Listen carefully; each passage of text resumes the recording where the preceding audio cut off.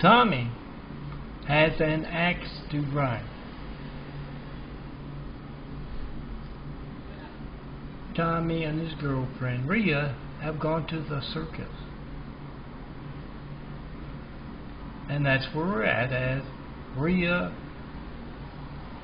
is having a heated argument with the bearded lady, who made some advances towards Tommy, the no-armed Chinese guy. It's the Chinese streets, the unseen business that told Tommy to stick that right arm into a wood chipper. And Tommy blindly obeyed. They like brown nosers of the Chinese streets, and as he stuck that right arm in, the left arm jumped off. It's a wise thing to do if you're an arm or anything that resembles an arm. I am Melton, son of Carpenter Mary. My parables are wrapped in symbolism. Daddy Carpenter worked on skyscrapers. Mom Mary Ann. I am the son of a carpenter Mary. I get to make parables, and this is my Tommy parable series. And Tommy talked Rhea into going to the circus, and that's where they're at. And when Rhea gets through cussing out the bearded lady, she looks around, and Tommy is coming right up to her. He's all excited. He kind of mumbles as he talks because he's got something in his mouth. He says, Rhea, Rhea, I got an all-access pass to the circus.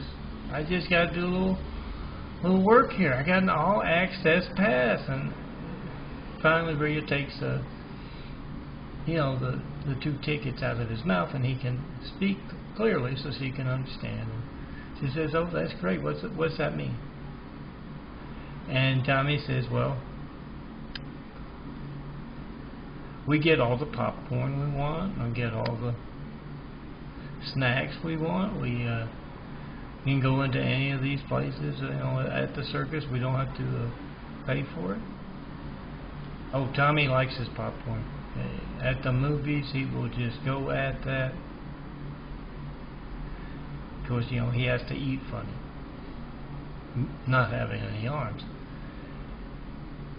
But Tommy, he has some work to do there. So as Rhea goes to get all that popcorn,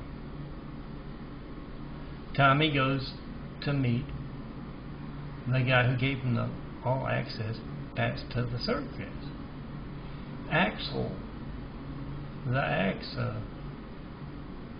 thrower. And Axel's a different guy now. He's man. He smells like a brewery. He's had a few drinks since he talked to Tommy earlier, and yeah, that's the thing. He's the axe thrower, and he needs an assistant. And he spotted opportunity where Tommy's missing a couple of limbs. And he said, here's the thing, you put the fake limbs on there, and we put you on that little circular thing that kind of spins around, and I show off my dexterity with an axe by throwing an axe. And the funny part is that it hits on one side of you, hits on the other, then it hits right there where that fake appendage is. And the assistant was there with Axel as he told Tommy all about it, and the assistant is there helping him get onto the little circular thing. I'm sure you've seen the movies or at the circus. And as they're kind of strapping Tommy in, backstage and putting the fake arms there, Tommy says to the assistant, should he be drinking before he throws that axe? And the assistant says, oh, don't worry, he knows what he's doing. And as Tommy is kind of spinning around first as they bring him out, he's a little dizzy, and then Axel, the axe thrower, walks up to him, and yeah, he's a little tipsy. Good axe thrower, but he's had a few drinks. And he walks up close enough for Tami to smell his breath, and Axel says, "Don't worry, I'm very good at this. The axe will hit that leg on the left first, and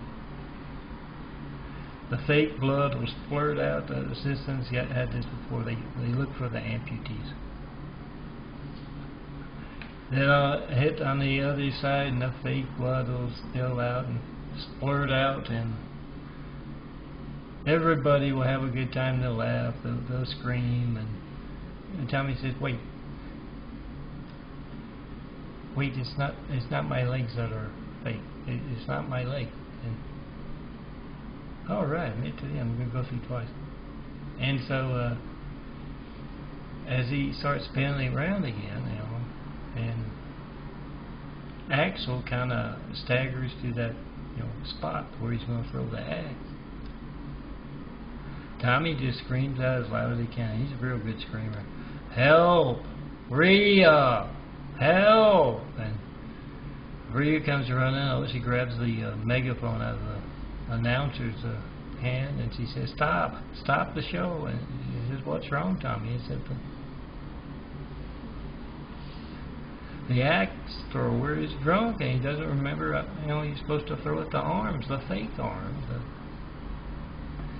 And so Rhea takes Tommy off of the little spin thing, and he's walking around staggering left and right because he's a little dizzy from all that. Then Rhea has to run to the bathroom before they go, and that's when the guy walks up to me and says, "Have you ever thought about being a human cannonball? You would be perfect for that."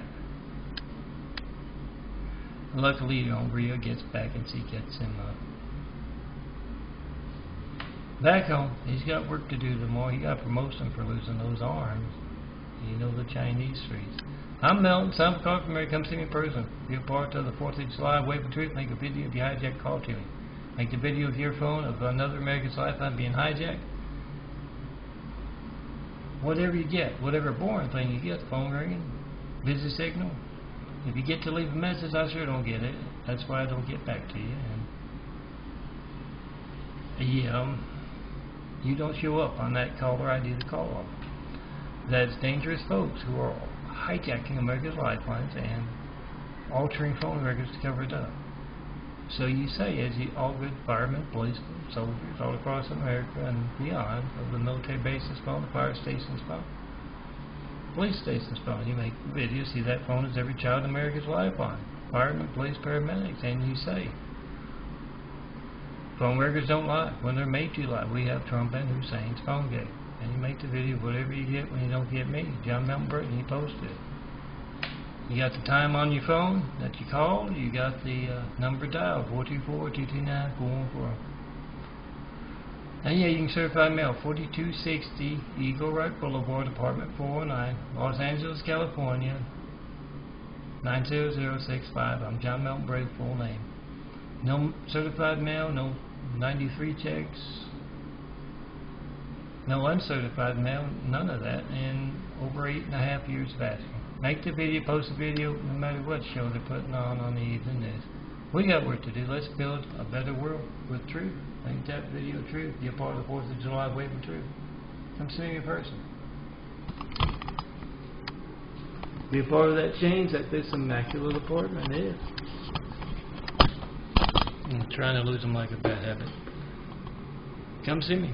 When you see someone other than me with changing eyes on this chat, or in this opportunity phone card imagery, or just plain computer imagery, when you see someone other than me with changing eyes there, we start to build Jesus' house here on earth. Try to call me up, tell me what you think of it, ask what I mean by it. And yeah, see religious censorship that can place someone named Hussein in the highest office in America. Just a few years after we got attacked by a whole lot of Husseins. Overcome that religious censorship with truth. Build Jesus' immaculate house worldwide with truth.